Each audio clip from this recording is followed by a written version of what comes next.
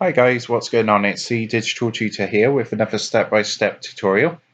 And in today's video, I'm just going to show you how to stop and basically ban words on Discord. So things like profanity and offensive words that can cause toxicity on your server. If you find this video helpful today, please leave a like and drop a comment below.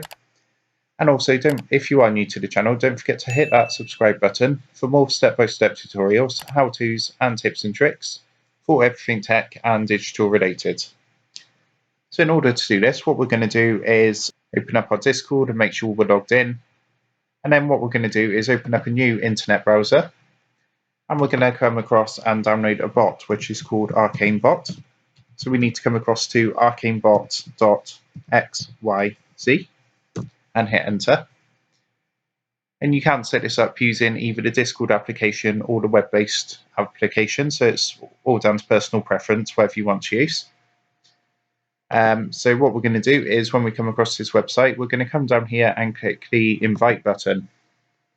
And that's going to invite the bot onto the server. And then if we're not already, we're just going to go ahead and log into our Discord.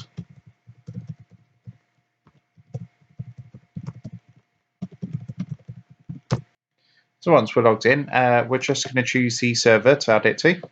So I'm going to add it to my Digital Tutor server and then click continue. And then it's just the standard things for adding a bot to a Discord server. So you just go down and click the authorize button, do the human verification,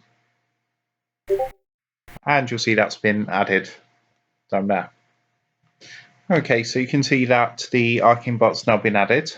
What we need to do next is actually come to the dashboard to set up the blacklist and ban words. So what we're going to do is just come back to arcanebot.xyz. And what we're going to do is just log in if we're not logged in, and then click onto the dashboard button down here. And then we're just going to click our account. So once we're here on the actual dashboard, what we need to do is just scroll down slightly. And you'll see you've got a number of different things you can do. And what we're going to do is click onto this one here, which says moderation.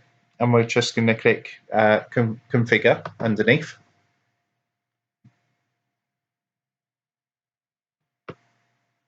And then what we want to do is just scroll down, and you'll see there's this anti-profanity one, which you can turn on if you want to.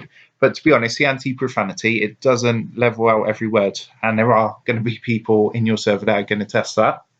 So this obviously filters out obscene language still and profanity, but it's mainly, common words. So the best way to get around this is if you actually scroll down a bit more, you've got a blacklisted words filter here. What you can do is actually turn this on, and you can put all the words in here. So for example, pig, and then separate each word with a comma, but no spaces. Pizza, rat.